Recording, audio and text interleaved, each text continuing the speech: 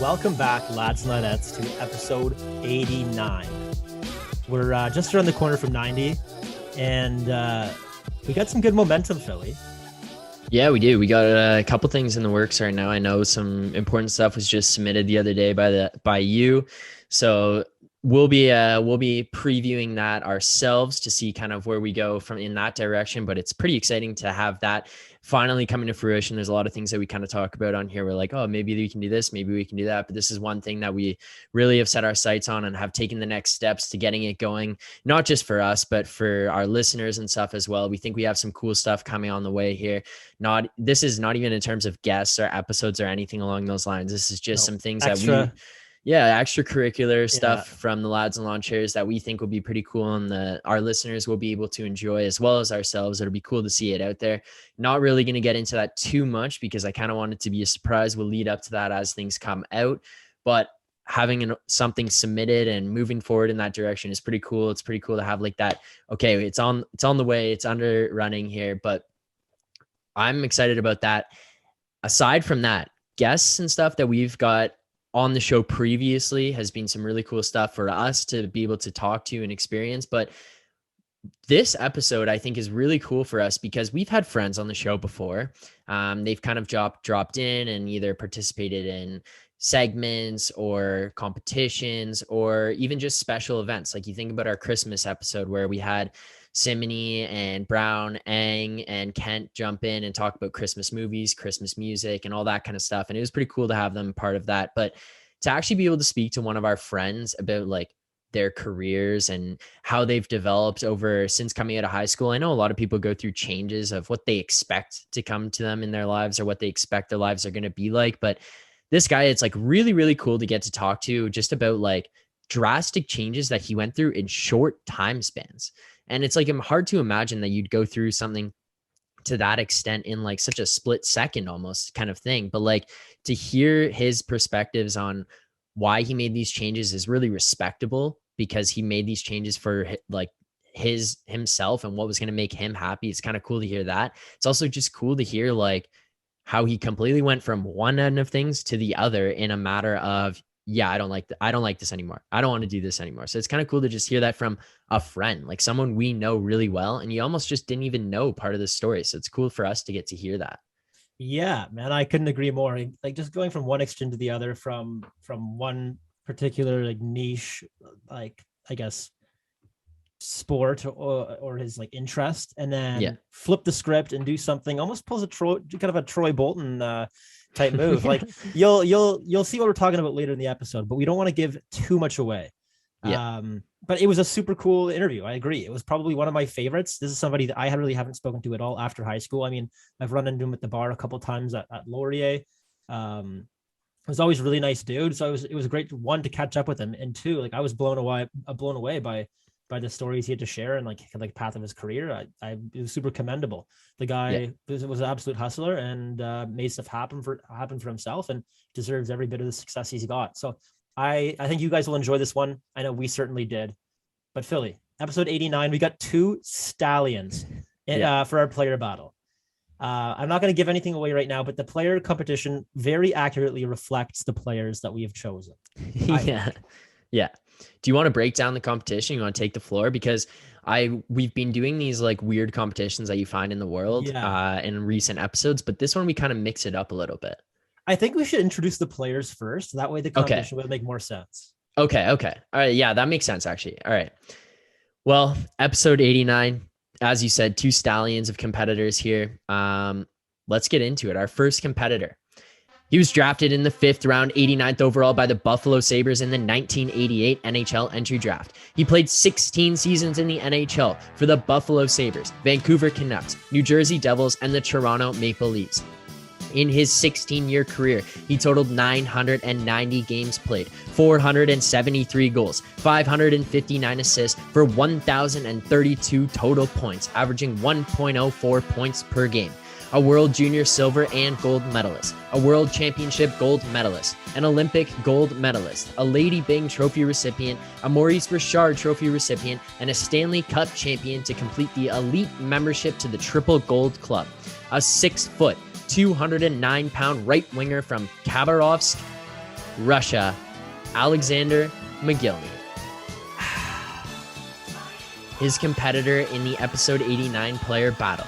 He was drafted in the first round, 5th overall by the Chicago Bears in the 1961 NFL Draft. He played a 10-year NFL career for the Chicago Bears, Philadelphia Eagles, and the Dallas Cowboys. In 158 games played, he totaled 427 receptions, 5,812 yards, and 43 touchdowns. He was an NFL Rookie of the Year, a 5-time Pro Bowl selection, and a 6-time All-Pro.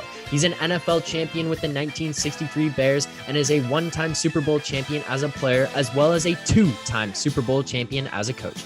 He's a member of the College and Pro Football Hall of Fame, and he was named to the NFL's 75th and 100th anniversary all-time teams. A 1961 NFL Offensive Rookie of the Year, a 2-time first-team All-Pro, a 3-time second-team All-Pro, and a man whose number is retired by both the Chicago Bears and the Pittsburgh Panthers, with number 89 going up to the rafters. He's been listed as one of the 100 greatest Chicago Bears of all time. A unanimous All-American in 1960, a 6'3", 228-pound tight end from Carnegie, Pennsylvania, Iron Mike Ditka.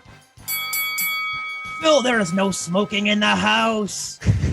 You know what? I think that, so Mike Ditka, legend from one of my all-time favorite movies, honestly. We did a bracket. Of Will Ferrell's greatest movie. Yeah. And this Kicking and Screaming came out as number 1. Yeah. Which I honestly don't think, man, he's got Step Brothers, he's got the other guys, he's got some great flex. But this movie is so well-rounded. It's got something for the whole family, and it's just hilarious. I've rewatched it 600 times, and it never gets any less funny. And Mike Dick is an integral part of that. Mm-hmm. So if you've seen that movie, you know exactly who we're talking about. Intimidating man, fists like a small truck, as Phil Weston describes. So in honor of that movie, the competition that we have in store for you today, lads and ladettes, is a minor soccer coaching challenge. They have to coach a minor league soccer team from beginning of the season to the end of the season, and whoever does the best or wins the championship is the winner of this competition. And some people may be sitting here like, oh, Mike Dick is going to win. He already has experience. No, he left. He quit. He walked out. We'll never know what Mike Dick could have done for these young folk. So I don't know. I think it's a pretty equal playing ground. What do you think? I think it is pretty equal. The only thing is that we don't know McGillney's coaching experience. We don't know what he's been up to in that kind of aspect. You're right about Ditka, and like he's been a real NFL coach and he's been a coach of a minor league soccer team in a movie, but as you said, he walked away. Like he quit. We don't really know what he could have done. So from that standpoint, like there is a lot of questions in the air. But McGee, who do you think takes this challenge? I think man, that's tough. I want to say Mike Ditka takes it, not because of Kicking and Screaming, not because of his NFL coaching career, because it's kids. It's completely different. Yeah. The only reason I'm going to go with Iron Mike Ditka is because I'm not sure how Alex Mogilny's English skills are. Okay. And even if they are okay. But what if he's coaching a Russian minor soccer team, youth soccer team? They don't need English. Then you know what? That's okay. That's true. If that's the case, I think I'm going to pick Alex Mogilny. And here it may be a kind of an unorthodox selection, but here's my reasoning behind my decision. I think that Mike Ditka he's a good coach, 2 times or 3 times Super Bowl champion as a coach, whatever the case may have been. But I think that hockey, specifically the style of hockey the Russians played, in terms of puck possession and all that jazz, is way more similar to soccer than football is to soccer. Right. And I think if Alex Mogilny implements like the CCP, whatever, like the Soviet Union tactics and strategies and puck possession system to soccer, I think that's something that he's got good knowledge of with his international experience. And I think that's something he could directly translate to his little Russian team. Yeah, I'm going the same page. I'm taking McGillney in this one, and I know Ditka has the coaching experience, but here's the thing is when I said that he could be coaching little like Russian kids, it just like triggered something and made my mind go to this, is that let's say it's like Ditka is coaching American youth soccer and McGillney is coaching Russian youth soccer, and they bring like this Russian youth team to whatever tournament, and they meet in the middle grounds and they play the little youth Russians versus the youth Americans. I think the Russians would take this one as well. And I think McGillney, part of it would just be the era of hockey that he grew up in, especially coming from Russia. He was probably so disciplined and regimented. Plus, throw in the fact that he played for Lou Lamoriello on the New Jersey Devils. He's going to have these kids like, they're not even going to be able to grow facial hair, but they're going to have to shave every morning and like have a perfectly cut haircut, no long hair. They're all going to have to wear the exact same thing. Like, I'm just picturing all these Russian kids. And I think that even if because I think that they might know the exact same amount of soccer, to be honest with you, McGillney and Ditka. Like, let's just say they know the exact same amount. And it strictly comes down to like, not even systems or technique or anything like that, but just like regimented and keeping kids disciplined and stuff. I know Ditka's a force and he's going to be feared a bit, but like McGillney transferring that Russian discipline, I think it's got a huge edge on Ditka here. I don't think anything Ditka could do, no matter his intimidation tactics, I don't think anything he could do could top McGillney's like Russian discipline and Lou Lamoriello inspired discipline into these kids. Yeah, I honestly think that you raise a very incredible point about like the cultural differences between the Russians and Americans, and especially in today's day and age with all like the millennial parents and whatnot, like babying and pampering their children. Yeah, there's no way that's happening in Russia. Yeah, there's no way that's happening in Russia. These people are just like stone cold killers. Like, yeah, they are stone cold killers. And Mike Ditka may be kind of intense. Like his era is now so far gone that if he's tough with these children and trying to like run a tight ship, these parents are gonna lose their minds. They're gonna pull their kids. Yeah, they're gonna pull their kids. I don't think that the American kids will respond well to firm but fair. I think it's all like participation ribbons and like let's all have fun. And yeah, I don't think that I think McGillney will run a tight ship. And yes, kids may be upset, but too damn bad, man. You're in Mother Russia. Yeah, this is the homeland, and he's gonna make us whip these kids into shape. Like it's just gonna be, yeah. So yeah, McGillney takes this one. Minor soccer league coaching competition. You play in the summer, June, July, August. Playoffs come. They make it all the way through the playoffs. They play each other in the finals. McGillney takes this one. I just don't think there's any way. I think it's like an underdog story where the Americans come in and they're like, "Oh, we're gonna do it. Like this is the miracle on ice," and then it's like, "Nah, no, sorry, not this time. McGillney's got you guys beat," and that's just the way it is. So I'm taking McGillney in this one. I think he's got it. However, there is a point to be made about. So I was watching Ted Lasso. Season 2 just came out yesterday. They were doing the whole thing where it's like they're releasing one episode per week, which I can't do anymore because I'm just so accustomed to having all my like shows and stuff that I watch readily available for whenever I want to watch them. That now that I have to go back to one a week, it's just a pain in the ass. I'm not like I've grown too spoiled, with my TV consumption. So there was a play in Ted Lasso where the coach knows nothing about soccer. He was a football coach, like an American football coach, like Mike Ditka. And to confuse one of the best teams in the league, he ran a football play because the team didn't know how to react. Like they're like, what the hell do we do? This is so unorthodox. How the hell do we like counter this? So they ran a football play on the pitch or on the field, whatever you want to call it. And it worked out well. Granted, it's just a TV show. Kicking and Screaming is just a movie, but who knows? Maybe that lack of knowledge and his American football knowledge might come in handy for some trick plays. But regardless, I'm still going with McGillney. I'm sticking with my guns. Yeah, I think that's a valid point. I think it might raise the level of competition to be like more competitive, but I still think McGillney takes this one. But anyways, there's our episode 89 player battle. McGillney versus Mike Ditka. McGillney takes this one. Youth soccer coaching competition. I think we had to play the factors of the Russians versus the Americans into this one. And the teams themselves might have played a little bit of a factor, but I think that McGillney, regardless, wins this competition. We're pretty unanimous here that McGillney takes it. I think it's a tough competition. It's not a walk away, but we both pick McGillney here. 2-0 on McGillney. McGillney's our episode 89 player battle champion. Both great resumes, but you know who else has a star-studded resume at this point in his career?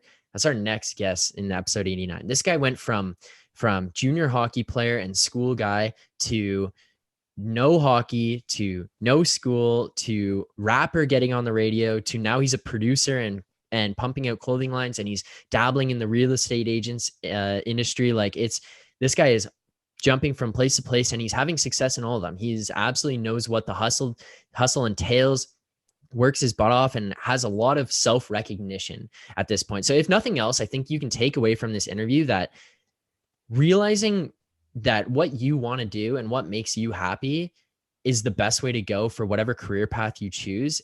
I think it's like a big lesson that we learn. Like you can listen to it and you're going to enjoy it. I think it's some of it's funny. A lot of it is like very interesting in terms of like, oh my God, I can't believe this guy did this and it turned into that. But I think at the end of the day, the biggest lesson from what we learned from this guest is that do what makes you happy and don't fall into these things and just do them because they're easy to do, or maybe you're having success, but you don't love it. Because if you don't love it, it's not for you, and it's not going to get you up out of bed every day, and it's not going to motivate you, and you're going to go down these paths of all these things that you don't really enjoy just because you think, oh yeah, I can do this, so I might as well do it. Like this guy saw success in things and said, nope, not for me. I'm going to try something else because I don't want to do this. And I think it's really commendable. So with that being said, I want to introduce our episode 89 guest, a friend of ours, now a friend of the show. Hopefully we'll have him back on soon to share some more stories with you guys. That's Chef Darius Dimitriadis. We're now joined by somebody that we went to high school with, and we're familiar with him. I know I personally have followed along kind of his progress in his musical career, as well as the launch of his new brand, which is pretty exciting. So we thought you guys would like to kind of hear about him and his aspirations as well. For those of you who don't know, his name's Darius Dimitriadis, aka Dare. And yeah, man, we're super excited to have you. How you been? I've been good, man. No complaints. Good to talk to you, boys. Yeah, you too. Yeah, good to have you on, man. So as McGee said, we did go to high school with you. Went to Bill Crothers, but then after high school, you started playing junior hockey, and you were going to school at that time. And then you stopped playing hockey, and I think at the same time you stopped doing school as well, and you started rapping actually at that point. What was it that made you like jump into rapping and stuff? Because I know throughout high school you were really into like pop culture and that kind of stuff, but I never really knew that you were that into music or that had that kind of background. Yeah, I think it was kind of like a bunch of stuff coming together at once that made it happen. Like a bunch of push and pull factors, I feel like. So during high school, start from there. I loved listening to the music. I was always like into finding new stuff on SoundCloud and shit, trying to find like artists people had never heard of, and always just kind of a fan of fashion, pop culture, music, everything kind of all encompassing that. But never ever thought like that I was going to want to or try to do anything in that field myself, like kind of be less like anything more than a consumer. And then after high school, I went out to Burlington to play junior hockey. So I moved out of my house for the first time and moved in with a billet. And I think it was like, and at the same time started going to school at U of T, but I was there part-time. So I was commuting from Burlington to Toronto for classes like 3 times a week. Right. And just like, I didn't know anyone who was going there. I was literally driving there, going to my classes for like 4 hours and then driving home. I hated every second of it. The drive. Yeah. And like at the same time, getting out to living on my own for the first time and like partying like all the time, like being an idiot. Like I'd go down on Sunday night and stay with like people I knew at like George Brown, like drink all night and shit, and then go to my classes on Monday, like not giving myself a chance to even really like it. So the school thing was like kind of eating at me. I didn't really want to be doing it. The first half of my junior year, I was having fun, like, you know, living away from home, meeting new guys and playing hockey still. And at that time, I still liked hockey a lot, but I was getting to the point where I was like, which I think every guy who plays like a decent level of hockey growing up is like, you get to a point where you start questioning, like, one, do I really want to like try and become like a pro player, like go to the NHL, like really pursue this? And 2, like, even if I do, like, how realistic is that? Right. And I got to that point, and like that combined with me not liking the school and like being on my own and still like, you know, whatever, listening to new music and stuff like that, like it kind of all hit me at once. And I basically halfway through the year of that hockey season, I knew I was like, I don't give a shit about hockey anymore. Like I wrote it off. I stopped. Like like I did, like I barely try and practice. My coach, like I basically told him halfway through the year, like, I don't give a fuck, man. Like I don't know what to Yeah. tell you. And he like just like I just buried it. I was like, after the first semester of part-time classes, I told my parents, like I was like, I kind of told them I didn't want to go to school, like period, but I kind of was like, oh, it's so much like travel, and I kind of wrote it off as like I'm too busy with hockey. Like I'll go back next year, like kind of thing. But Mhm. in the back of my head, I knew, I was like, yo, like I can't, if I'm doing school, I can't do it like this. So whatever. That season ended. And then this is kind of a funny story actually. I was in between, so I'm no longer going to school. The hockey season ends, and I'm kind of at a point where I got to have that conversation with my parents where I'm like, because my dad's like, yeah, like, do you like, you can do like summer training program? I was thinking about getting like a trade to a Toronto team to like not have to do the commute and go to school. But in my head, I'm like, yeah, I'm not doing this. There's no chance. Yeah, you don't even want to do hockey anymore. Like it's not even just No. the commute. It's Yeah. yeah. Yeah. Like, I'm trying to like kind of play both sides, because I, at this time, like, pretty unrealistically, because now looking back, like my dad's super cool, and like I could have just talked to him and my mom about it. But I was like, I can't stomach telling him that like I just want to quit on hockey, because that's what it felt like. I was like, I'm not giving myself the best chance. I'm like, I feel like I'm quitting on like all the years he's put me through. Like he's like coming to all my games, blah blah blah blah blah. So after like took like 3 weeks of me like building up like the courage to basically like make the decision, I was either gonna try and get traded to a Toronto team and then go to school at U of T, or I was gonna quit hockey and go to school full time. At this point, like in my head, like I didn't want to go to school, but I was like, that was like I'm taking this one punch at a time. I'm not about to give my dad 2 days Yeah. at one. Yeah. So I this like funny story. I'm in the middle of texting like new GM for the junior team, trying to figure out a trade, and all my trades are getting blocked. Like I don't know which side it was, but in my head, I was like, yo, this guy's messing with me, bro. He doesn't want me like to get traded. So I just one day I was just like so stressed out trying to make this decision. I just snapped. I was texting him all day, like going crazy, like you're a joke, buddy. You're a puppet. Like nobody in this organization respects you. Like fuck you. Like everything. Just lit him up, and then just like I don't even know if he responded. That was it though. Like that was like I just didn't go back. I think they might still have my rights if I fucking tried to go play in the OJ. So that was the end. Like that was it. It was the weirdest way I could have imagined quitting hockey, but I did it. I quit. Went to school the next year as a full-time student, but same deal, driving from home this time. So like still an hour commute to school. I did it for the first semester. Yeah, because now you're all going from the other way, basically. Yeah, Still yeah, doing a literally. commute. It's the exact same drive. And I'm still don't know anyone there. I still am just driving there and driving home. Now I'm not even going on the Sunday night parties, having a little fun. I live at home. It just sucks like altogether. Yeah. So after the first semester, I was like, yo, I'm done. Like I can't do this. I talked to both my parents, and that was like an interesting process, because my dad works at U of T.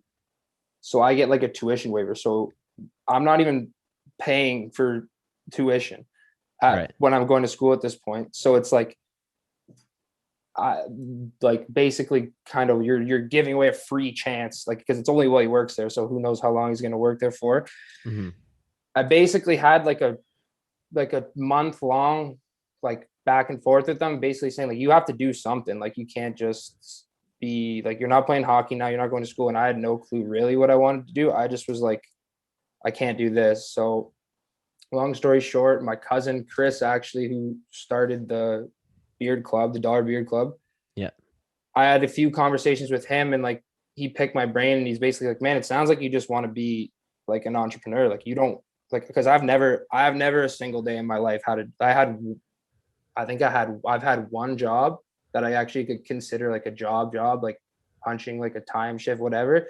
And it lasted for 2 weeks. I had like a shift. I had like 2.5 shifts, and then I just stopped going. Didn't even quit. So he's like, you're wired for it, man. Like you don't have it in, like, I don't see it in you. He did that thing. Like he kind of had this struggle where he didn't know what to do for a bit, went to school, dropped out. He talked to my parents.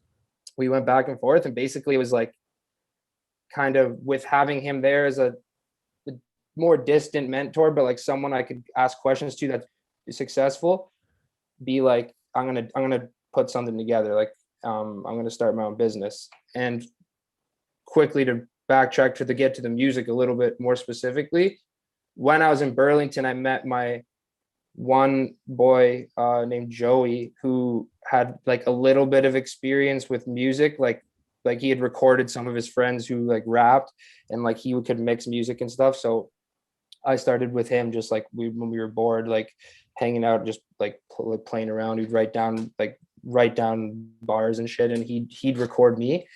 That was like the first introduction I had to any music whatsoever. So the long story short, that's how I got from the hockey path to music. And then kind of just like, but I wouldn't say music was, I didn't take it seriously still. It was kind of like to me, that was a wild, like would have been wild. Like, hey, I'm quitting hockey. I'm not going to school, and I'm going to start rapping. Like, yeah. Like yeah. dad would have been like, what the hell are you talking about? So I was just doing that kind of for fun. I don't know if you guys are familiar with the whole with drop shipping. That's what the first thing I started doing. So because I talked to you about that, and like you and I were talking about some of the things you were up to, and like I knew because you had come out to Western as well, and like we had hung out there, and then you kind of explained to me this is something you're looking into. That was when I was in first year, so that would have been while you were going through this. I remember that trip. Yeah. Yeah, and that was the first thing I started doing. I had no idea what it was. Like, it's kind of funny now because it's kind of like a meme thing. Like people like make fun of it. At the time scheme. Yeah, and that's exactly what it was, dude. Like this was kind of in like its lead up to its peak, so it wasn't like too corny yet. And like I did decently well with it like at the start, but like a couple like I was following like a course that I got like from that my cousin gave me. Thank God I didn't pay for one of these like $1,000 courses. But and like it worked pretty well, but one mistake and I got my Facebook ad account flagged, and like every ad that I ran from then on just shit bricks, like nothing. I made like almost 30K in revenue selling some like shitty product, and ended up spending exactly 30K. Like I made $0. I broke completely even. So it can't be that mad, like, but yeah, you're not like in the negatives here, but at the same time you're looking at it like, all right, this is a long haul for nothing now. Yeah, and I was like, didn't really have that much guidance in it either. I'm like, it just terrified me. I was like, yo, like what? At the time I didn't even know what I did wrong. Like to get my like account flagged, I was like, hey, so I could just like, this could just like fall out from under me at any time. Like maybe this is not figure out what it was that got flagged. I think it was like repeated, like not like spam, but there's certain things if you're selling something that they don't want you to put like you're not supposed to like advertise like health products. Like I was getting wild. Like I was testing anything like crazy, like these like things that are supposed to like improve your eyesight. Just like I've never seen or tried one in my life. I have no idea how they work, and just like sending them to people straight from China that would order them off Facebook. Like didn't care. Because I was just like, I need to do something, bro. I'm trying to make this work. I think my dad's gonna be cheesed, but I think it was good. But that was like my first taste of like making the leap to like actually wanting to like have a business that's like purely dependent on me running. Like as much effort as I put in is as much I'm gonna get out, kind of thing. Like that was my first exposure to it, really. Yeah, I guess at that point, if nothing else, like you at least got a taste of it. You didn't really lose anything from it. You got some experience and kind of got an idea of like what the hustle is, and like actually having to work your ass off to put in 30K to just get that 30K back. Like you at least had that experience of like, all right, here's the consequences of what can go on. Yeah, 100%. And I'm very big on like everything happens for a reason. It's a big saying in my family. It was my first tattoo. And like, even at that time when it was happening, I think I'm pretty good at being like aware, like in the moment being like, okay, like this might suck, but like, what are the positives of it? And looking back now, probably the biggest thing other than that first step into entrepreneurship was like, this was my buffer between like school hockey me that like was the expectation for so many years with my parents, and like moving into like kind of figuring out what I want to do, entrepreneurship me, where I was like, the longer I can keep this going, like, because in my head I was like, I'm not going back to school, like there's no chance. Yeah. But like when I was talking to my parents, I was like, yeah, like maybe I'll like, I could always go back for something else at some point, like into a different program. But I was like, I need to stretch this out where like this is a distant memory, like I need to get something good going, like to see a little success and like farther. So I was happy to keep doing it and keep trying it. But yeah, after a while that I kind of just like wrap that up. I was like, yeah, it's too much of a risk. I wasn't down anymore. So with the drop shipping, what was like your one main or biggest takeaway from that experience? Like what's something that you took away that you kind of still implement maybe to this day? That was probably the first time where there's a few things. I think one, it was that I actually liked holding myself accountable to like how much work you put in is how much like you can get out. Like not being like, I have to go do this for this many hours a day. It's like, you know, I want this to work, so I'm going to put in as many hours as I can, like kind of like mindset change. That, and probably my first introduction to wanting to like to recognize and stay away from like get rich quick schemes, because like it's so many, man. There's so many like scams and people like, and I swear they get better and better at like selling them. Like I still sometimes like I'll put my email in for these fucking webinars and whatever, and I get the email. I'm like, no, dude, this is the same. Like it's the same. It's all the same recycled thing. But yeah, definitely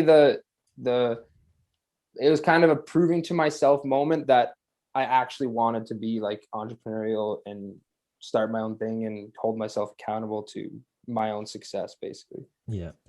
I think it's pretty interesting how you've gone through like these different progressions and transitions through where you wanted your life to be and like how you thought it was going to go, of going to school and playing junior hockey to, okay, maybe I'm just going to go to school, and then, okay, no more school. And then even going from, you're saying you started like drop shipping, and now then you recognize like what that entailed, and then kind of where you wanted to go in business from there, and how the entrepreneurship aspect would go from that point.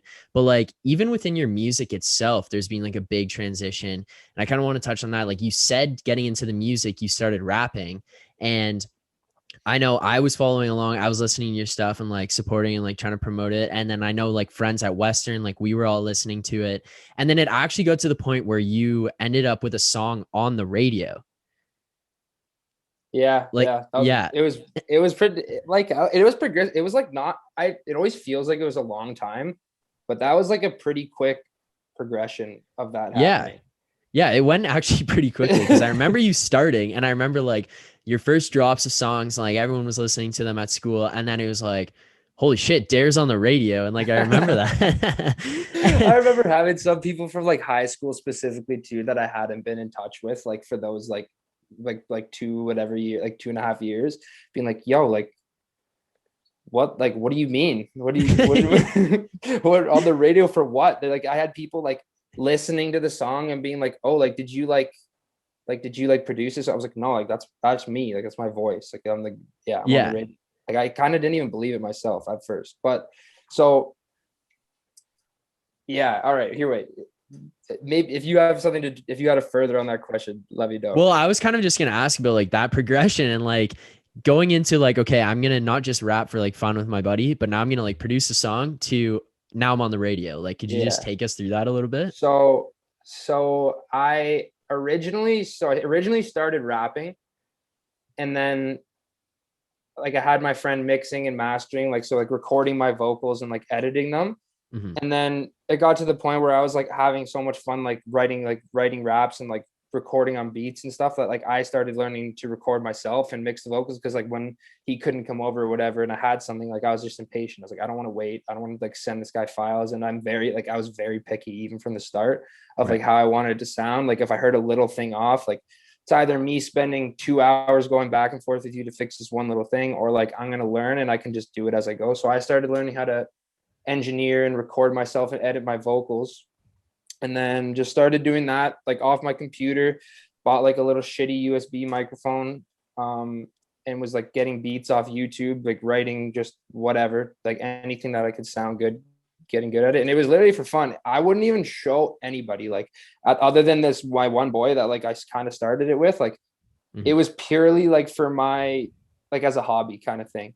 Right. And then that kind of led me to getting to the point where I was like, okay, well, I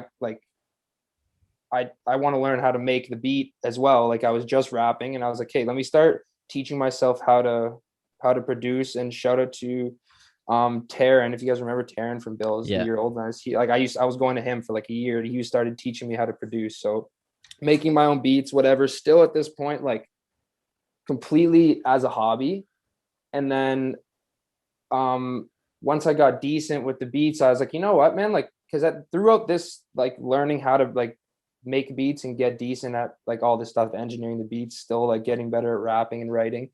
I was trying different stuff. Like I was doing like custom, I would buy like, I've always been buying and selling shit, which we can talk about in a bit, because I still do that to this day. I have some stories about that. I don't know if you remember, but like I buy and sell stuff. Like I'd go thrifting, I'd find like vintage clothes, I'd sell it. I was like trying to make custom hoodies and random stuff like that. So I just had like little hustles that I was kind of picking up and putting down, intermittent stuff, learning how to produce. And then I started taking producing seriously. And this guy, Joey, that I started making the music with, brought me to a studio session. And like I had to like finesse my way in. Like it was this artist named Foreign, his buddy, and it was his session. And like I brought a fucking DSLR camera. I don't know how to do shit with, like I took photography in high school, but like I don't know like what I'm just, so I'm like, yeah, I'm gonna come take pictures and just like sneak my way into the studio session, basically see if I could get someone to go like on my beats. Because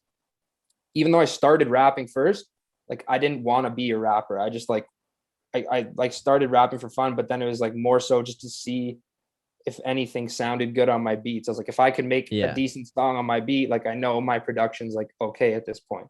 So I sneak my way into this studio session and I meet a few guys that are in there, and my boy is like towards the end of the session, he's like, yo, like play them some of your songs. I was like, yo, like I don't want to play these guys my songs. Like I'm trying to get some beats to this rapper, like see if they'll want to do something. It's like, no, dude, play them your songs. Like, okay, whatever, fine. Play the songs. And they're like freaking out. They're like, this is you? Like, what the fuck? You just sitting here with a camera? Like, why didn't you tell us at first? Like, why didn't you tell us at first? And like, they're like hyping me up. And I was like, I'm not like generally a shy like guy, but when it came to that, I was like, I had no plans on being a rapper, like putting out music. That was like not in the cards whatsoever. Mm-hmm. And they're like, yo, like we gotta like, hey, take my number. So I got their information, whatever. And they're basically like over the next like couple weeks being like I started going around, I started recording, like not like myself, but like engineering for people, producing, giving some of their boys that they knew that were making music beats.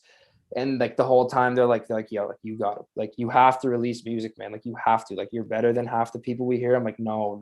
Like I don't want to. Like eventually they're like, yo, like what's the worst that can happen? You put it out, people flame you and say your shit, and then you don't put any more. I was like, you know what? Fine. But if I'm gonna do it, like I'm gonna do it. And I'm like, at this point, I'm making all my own beats. I'm writing on my own shit, recording it, like engineering it, mixing it, like front, like top to bottom. So like I didn't really need anyone. Like I had bought a bunch of equipment at this point, and I could like from start to finish make the beat, write the words, record it, make it sound good. And like I have like decent photo and video editing skills. So like I was making my own cover art and like uploading it to wherever. So I like basically the plan was once every, I think was it once a week? I think I was putting out a song every Friday. I just like decided, I was like, if I'm gonna do it, I'm gonna do it. So I'm like, I'm just gonna start dropping a song every Friday. Like if I'm, and it was honestly, it was one of the most like anxiety, like anxious I've ever been. Like to put out that first song, I was like, this is so like, all I could think about was like, this must be so random for someone I haven't seen in a little while to like to see come out. Like, what do you like? It random, but I just went for Well, it. like dude. I remember because I was still talking to you, and like we had friends that were going to Western that like I talked to who knew what was going on, and like I kind of knew some of the stuff you were up to an extent.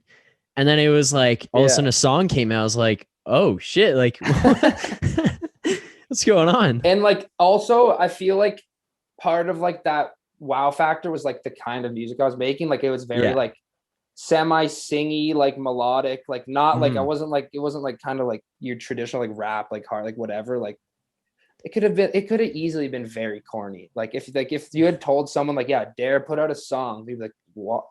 Like what does that sound like? So it caught people off guard. Like I think, I don't know, not to toot my own horn, but like I was coming out the gate pretty good for someone who had not been doing it that long. Yeah, agree. And caught people off guard. And like especially when they found out I was doing like top to bottom, like making the beats, mixing it, like doing all my own whatever video stuff.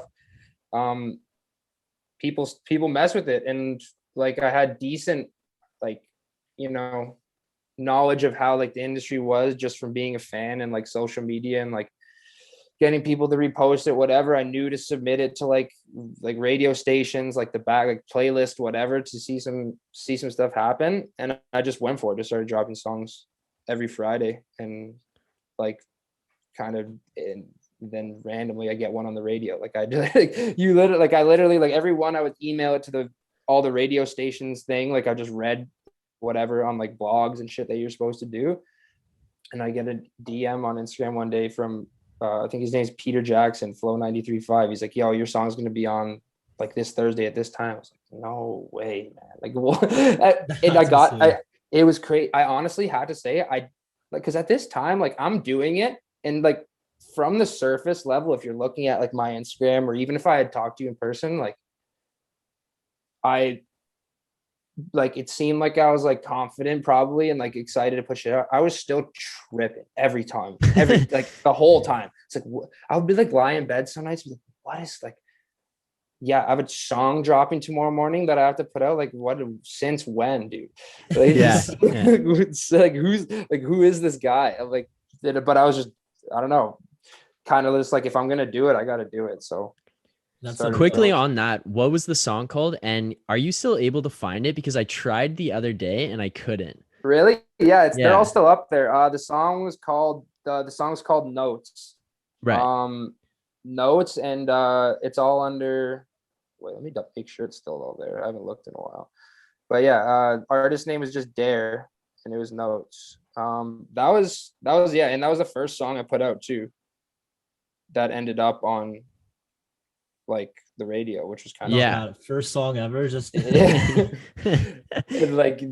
and I had already had a few songs out too, but it was the first one that got selected or whatever. But so that I went for like probably, I guess it was probably like a 6-month span that I was kind of putting those like singles and stuff out. And then like I did a few shows. Like I went to Ottawa, we put on a show like with like the group of guys that we had. I went to like a few of these like showcase things and performed. I went like downtown for one that showed to Kyle Archer, he put on. He's from Aurora.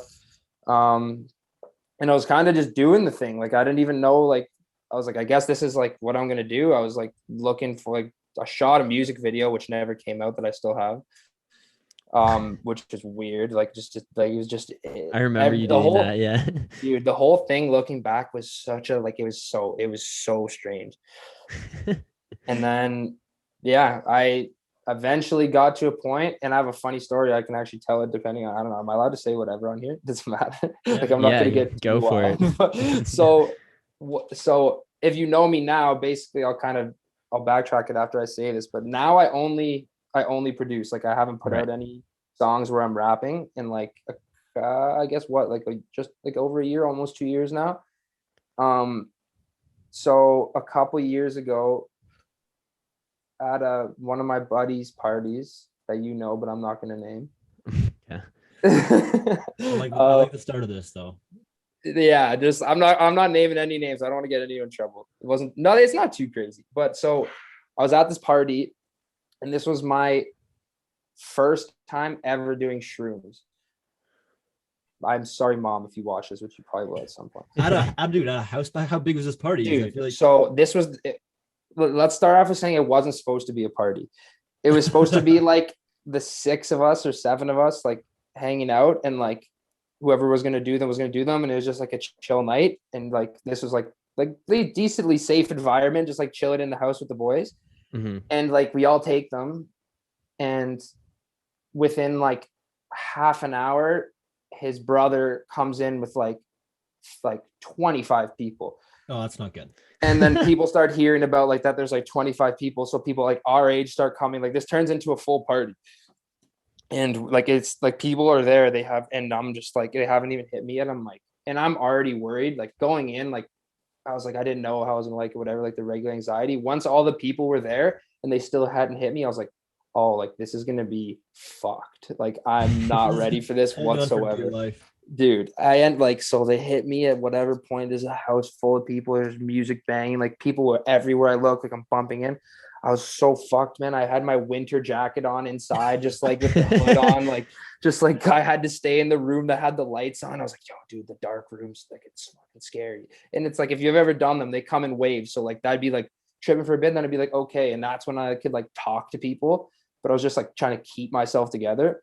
And then at one point, whoever was on the aux had it on shuffle, or no, they didn't. Someone put it on. They put on one of my songs, and I'm geeked like on like, and everyone in the party looks at me, and I'm just like just like, whoa. And I'm hearing my voice coming to the speaker, like people are coming out to me.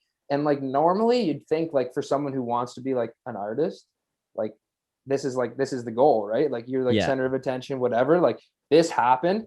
And I don't know if it was just like another perfect storm in that moment where I was not feeling it, whatever, but like I heard my song on and everyone, like the attention was on me. And all I could think of in my head is like, I do not want this. And it's not even just right now. Like, I was like, I do not want to be like, put myself on a pedestal. Like, everyone look at me, like, look at the, like, listen to my song. Like, I want to be. And like, I had this like turning point in my head where I was like, I still don't really want to do this. Like, I started off not really wanting to, I was kind of giving it a shot. And it all happened so fast. Like, I'm on the radio, I'm doing shows and whatever. I'm talking to like these people. Like I kind of lost sight of like, I never really had that moment where I was like, I really want to do this. It was just like, kind of like I fell into it and I ended up being like pretty good at it and it was working out. But that moment I was like, yo, like, I'm not interested in like I loved making the music, like the literal art and like putting the songs together. But like, all the extra like curricular shit that comes with it, like having to like be on Instagram, like posting yourself, listening to all the time, like being in people's face, like, yo, listen to me, like I'm the next best, like blah, blah, blah, whatever, all the extra like kind of shit that comes with it. It's not really me, bro. Like, I don't, like, I didn't like it. And it was kind of crazy. Like, the next day I woke up and like, it like I figured maybe like it would just like as in the moment thing, but it stuck with me. I was like, yo, like, I really don't want to do this. And this was like around Christmas time. In that coming January, I had surgery on my knee. I had a torn meniscus just from like playing like a pickup ball with the boys. And fucking brutal, dude. Terrible.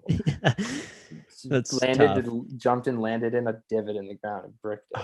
Terrible. Nice. Terrible. And then, so I kind of had like a month where I was like at home, like bedridden. I wasn't doing like all the stuff I was doing previously for the music stuff. Like, I wasn't seeing the guys who were like my like managers, like the team and whatever that I was working with, and just thinking like, dude, what do I want to do? Like, how am I going to break this to them? And it just came to the decision eventually. I was like, yo, like, I really just don't want to do this. Like, I love the producing more than anything. That's kind of what I want to stick with, and like leave the door open for like the future, you know, not saying like I wouldn't put out music again, but like, I'm not looking to be like push myself as like the artist and like try and, I don't have it in me, bro. Like, I don't, like, that moment showed me like, I don't want to be like everyone like up looking at you. Like, I'm a pretty like low key laid back guy. Like, I hang out with my friends. Like, I chill at home. I like making beats. Like, I'm not trying to be like some, you know, the next fucking Drake. And I was like, who am I kidding? Like, and if I know this now, there's so many people who are like doing the music thing that want that so bad that I'm like, eventually it's going to catch up to me where I'm just not going to be willing to do the things they're willing to do. And I'm like, I have like a ceiling set on myself already, and I recognize it, and I was like, like I just got to call it now. I can't. I didn't have it in me to kind of like live like it, like fake it till I made it kind of thing when I didn't even want to make it. So it was pretty, it was pretty intense. I'm not even gonna lie, because like it's a pretty big jump to. I already made a pretty big jump from like a 1 year change from scholar hockey player to fucking rapper on the radio. And then I was like, I'm just gonna, like, if people are gonna think I'm having like an episode. So were you making any money off your music at this time, or was it when you first started producing beats that you kind of figured out that, hey, I can turn this into a business? At that time, I was making like, from my actual music, I wasn't making any money. No, I wasn't even trying. Like I had been posting my like beats and stuff, but I wasn't really like, it was like to no one. Like I was like throwing them into the void. Like I was putting them on an account, but not really promoting them, just like to kind of do it. And then even when I still barely made, like I barely made any money like in that rapping phase. Like I wasn't getting crazy streams like that. Like I had people liked it. I was on a few playlists. I probably made like a couple $100 to this day still from whatever streams off the rapping, but I was making money doing like recording people in studios, like recording them, like getting paid like hourly to mix and master, like picking it up here and there. But until I didn't make any money until after I'd stopped like doing the rapping off music, really.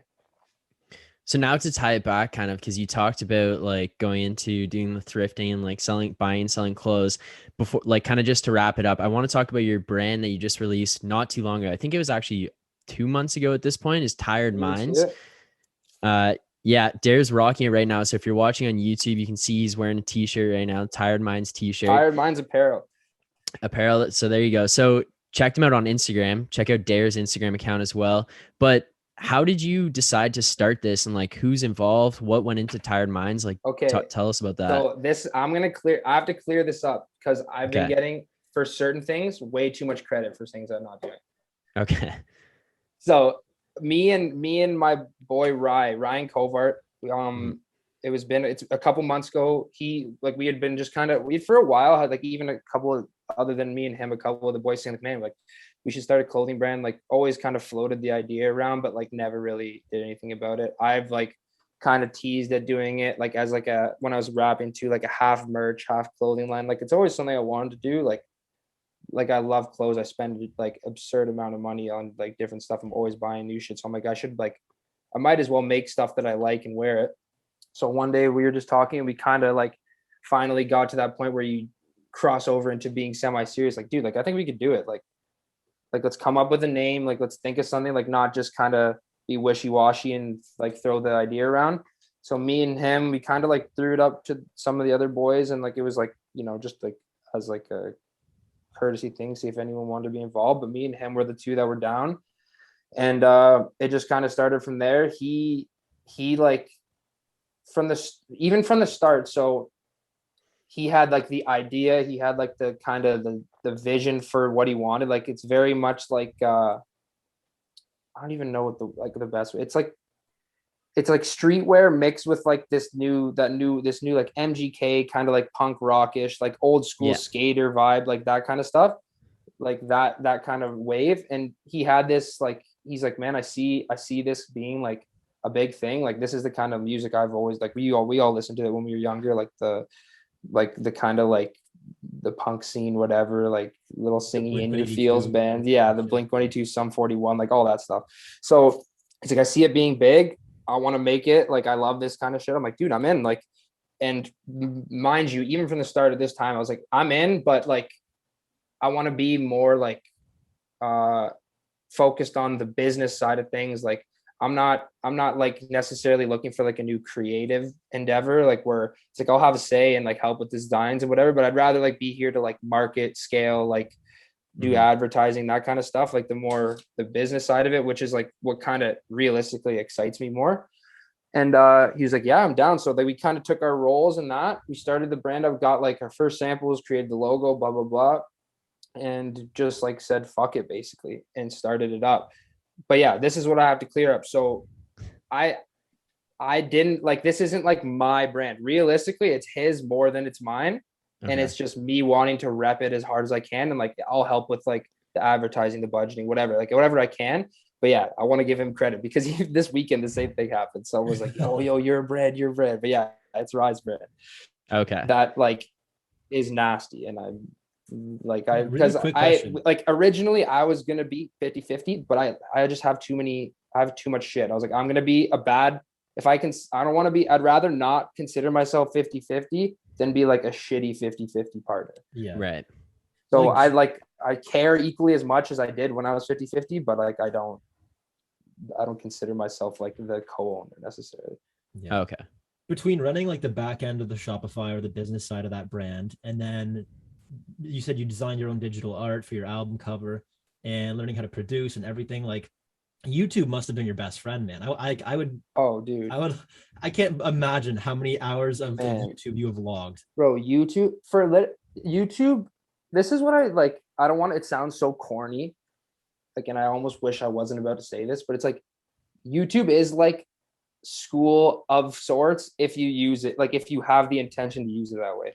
Like I've learned, even all my music shit, like basically other than like the basics that Taryn showed me in producing, like everything I've learned is from YouTube. Like everything I've learned about other like graphic design and like video editing, producing, learning how to like run ads and like do marketing, anything, bro. Like I'm just like in the past year I've started getting more into real estate with my dad, like learning about different stuff like that. Just like like how shit works. Like YouTube is insane. And like obviously there's some things like you get into books or you get like you have to actually pay for coaching or course, whatever, but like there's so much like everything. Like people like hate when I say this, and I don't know why I get so much when I talk about it, but like I like haven't watched, other than this one show recently, I haven't watched Netflix in like 3 years. Like everything I'm doing, even if it's like kind of like mindless shit for entertainment, like it's on YouTube. Like that's my number one platform, 100%. But and I can't believe how much, like, I guess it's the name of the game, they offer other products, but I can't believe how much people offer for free. Like it almost doesn't make sense. Yeah, I know. I remember like doing everyone's collective knowledge. Yeah, I remember doing like school, like classes at school, and like I'm studying for an exam and I just go on YouTube and just like learn it through YouTube to go into 100%. The exam. Because it's like it's there and you can just find it for free. Guitar, man, and music. Yeah, dude. And like it's like I almost can't even blame, like I'm thinking like a prof, like what motivation does this prof have to like frame this shit in a way to me that actually like is easy for me to learn and makes me get it. Like you're getting paid either way. Like, you know what I mean? Like when you're on YouTube giving this shit away for free, like your value comes in, like when people are giving you likes, they're subscribing to you, they're showing other people, like for them to stick around and for you to reap the benefits, you have to put out like good product, good education. Like you have to teach it well. So it's like they have a direct motivation to show you. The only thing where it gets a little trippy is if you find like, if you're looking at the wrong people, like there's so many people who want to teach shit that they have no idea about. Like they're trying, like they pretend like they have knowledge on stuff and they just don't know anything. But if you can weed it out, man, like it's just like highly motivated people who actually want to help you. Which is like, what else can you ask for, dude? Yeah. And like for like any niche, anything ever. Well, Dare, thank you for doing this. Thanks for taking the time to come on here. We'll have to have you on again and like kind of break down some more of like maybe just some of the rapping stories and doing. Yeah, I think we're at like 45 minutes now here, but like we'll have to talk about some of the, even just the stories of going and doing like the concerts and the shows you guys are doing, and maybe even get more into maybe we'll have to have Ryan on next time and like talk about the Tired Minds and get him to break that down. Yeah, for Tired, you should definitely have him on because dude, that guy. So he finds these, like right now, I'll just do a quick little piece. Like he finds these influencers that are like coming up in this scene, like these TikTok kids and shit that I saw he has a guy who Floyd Mayweather trains. Dude, yes, this he's on the money team. Yeah, man. She's like one day we're at the cottage like boozing and this guy posts a picture on Instagram wearing this shirt with his arm around Floyd Mayweather like this. I'm like, dude, how did you know how do you find this guy? He's like some 15-year-old boxing prodigy. But yeah, so I'm like, what the fuck? I'm like, yeah, so definitely have him on. I'm definitely down to come back on too. I got stories to tell. Yeah, that's awesome. Thanks, Dare, for doing this. We really appreciate you taking the time, and we'll talk to you again soon. Of course, boys, keep out to it. I love the show. Thanks for having me. Thanks, man. Thanks for coming Thank on. you. Thanks again for Dare for coming on and joining us. Man, like we've had some big name guests in the past. We've had like recognized people in radio, musicians, entrepreneurs, Biz Nasty, James Duthie Cabby. Like we have some big name guests, but I think this interview might have been one of my favorites because it hit closer to home. It was some guy who was our age, a friend of ours that we know personally. And then to see him kind of make all these things happen for himself, kind of like I'm here working my internship job. I'm doing whatever I want to do, and it's not what I want to do. However, he was one guy who kind of made that realization and then pulled the trigger on it. He's like, well, it doesn't make me happy. Let me just do something for myself. And although I may not be successful right away, like he has enough self-belief where he can make that happen for himself. And as we discussed later in that interview, is if you want to learn something or if you want to get better at something, there's all the resources you need, like online.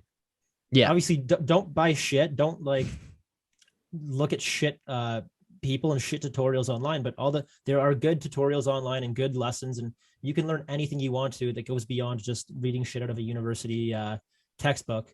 And again, I think one of the points that resonated with me is why maybe university is not all that in a bag of chips is what incentive do the profs have?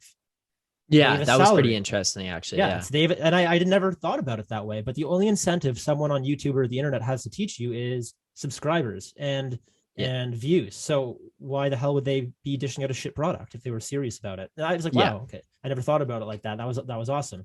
So I was like, it hit close to home for me. It definitely resonated with me and gave me a lot to think about. And just even in terms of this podcast alone, about like any new skills I want to develop or anything I want to introduce or learn or pick up, editing, you name it. Like it's all out there, and whatever you want to do, go for it. Make it happen for yourself. Yeah, So as long as you like go all in on it too, right? Like I think that was one of the big things for him is like he never half-assed himself into something. I think the rapping might be something that people would be like, oh, that was kind of half-assed. But I think at the end of the day, like even when he said he was going to put out an album, he decided like, or not album, but like songs, he was like, one a day. If I'm going to do this, like I have to do it and I have to go in on it. Like starting the rapping was maybe what you could call half-ass. Like I wouldn't say he was half-assing it, but he kind of had a toe in the water and was just feeling it out, seeing what it was like. And that was kind of his initial response or like initial feeling of it. But like once he decided he was going to do it, he was like, I'm in. And he just jumped into it, started producing, started rapping, and then started doing shows. Like this guy was like full committed to it until he reached to the point of like, I don't like doing this or I don't want to do this. And then like full went into producing. And then that's kind of where he's at with that. So I think that was one of the big things too, which was pretty cool. Yeah. So, and I was talking to you before this episode started, is just like not realizing kind of like Darren and I weren't that close, nor are we like super tight now. I'm not going to sit here and lie to anybody that's on the podcast. So it was super nice to catch up with him and then realize like, wow, like it's kind of incredible that like someone who's I've known for a long time. Yeah. I didn't know like this was going on in his life. It's super cool to hear. So I told you like, we got to get more just friends and people, acquaintances on the podcast just to kind of learn about them and maybe make that Lads and Launchers more real, more authentic. Yeah, no, I agree. It was really cool to hear that. It was really cool to catch up with him. I think a bunch of times during the episode, I had kind of mentioned like I had heard some of these things from him. It was like he has friends that go to Western, so I would see him a whole bunch out there. And like I know you said you'd see him at the bars, but like I'd end up like kind of at parties with him or whatever. And in first year, one of the things I had talked about was just briefly, like he came out to Western to visit like one of our friends whose birthday it was. And I went up to see them and like say happy birthday and whatever. And he was like, oh, like, yeah, let's see your room. So we go down to my room to like see it. And basically for the entire rest of the night, Dare stayed in my room or like on my floor. And we just like partied with the people on my floor. And I woke up the next morning in my roommate's bed. My roommate was in my bed and Dare was sleeping on the floor in our room. I was like, and Dare's just like, holy shit. Like I never went back. He just stayed in our room the whole time, like hung out with us. So like, and it was just some of these things, like he would come and like him and I would just talk about like, what are you up to? Like, what's going on? And I would hear like all these things that he was kind of going through. And like, I'd never really fully got the full understanding of what was happening. I just knew like tidbits of it. And even when I talked about like with him in the episode about the rapping, like I knew he was doing it because like he'd come out and told me, or like we talked about it. And then he's like, yeah, like blah, blah, blah. And then it was like, all of a sudden he posted that he had a song out. And I was like, oh, okay, shit. I didn't know this guy was going to like go that far with it, you know? And then to hear like the whole backstory with him and like actually talk to him about it was really cool. Yeah. So I'll take that to my grave that this is probably my top 3 Lads and Launchers interviews. Yeah, it was really cool. It was Yeah, really it's cool to awesome. catch up with him and hear that. Yeah. Yeah, McGee. Thanks to Dare for coming on. That was really cool. Really cool to hear his story and just how he's progressed and transitions that he's made in his life to get to the point where he is today. We wish him nothing but the best. And obviously, this guy's having a lot of success in the things that he's doing. He's going full on into it. Make sure you check out his Instagram page because he promotes the like the beats that he's making on there, the tracks that he's making. So if you are a singer, a rapper, whatever the case may be, and you want to jump on one of his songs, or you think that this guy might be able to help you, make sure you go over there and check it out. Chef Dare on Instagram. We'll Hit him up. Link it. We'll link it, but hit him up. Maybe even just ask him questions because this guy has talked about how much he learned from other people just by asking them questions. And he's 100% the type of person to talk to you and help you out because I know like he understands the grind of it and he understands the hustle that goes into this. And he'd be willing to give it back and help other people out because honestly, helping other people out can only help yourself in the long run. And I know that he's into that stuff. And then the other thing is make sure you check out.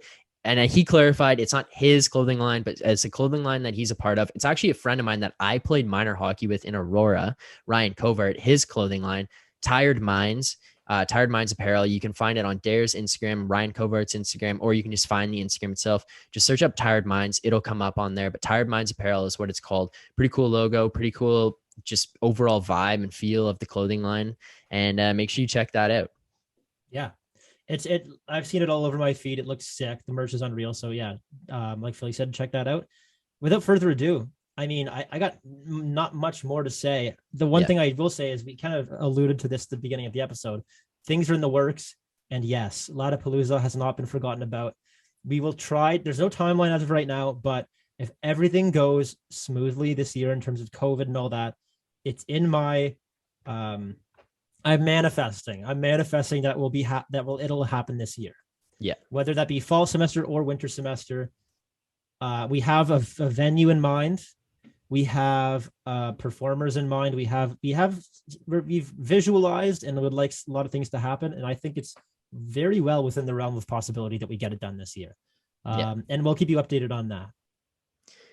All right, McGee, episode 89. That about does it for this one. It was a pretty cool episode, pretty cool interview. I think our player battle was great, but more things coming from us. So make sure you stay tuned. Like and subscribe on YouTube, subscribe on Apple Podcasts, Spotify, whatever you're listening to on. Give us a review, rate the podcast. We appreciate that. And yeah, guys, stay tuned for our next episodes. We have some more things coming, more things in the works. So yeah, it's pretty exciting for us, and we hope you guys are enjoying it.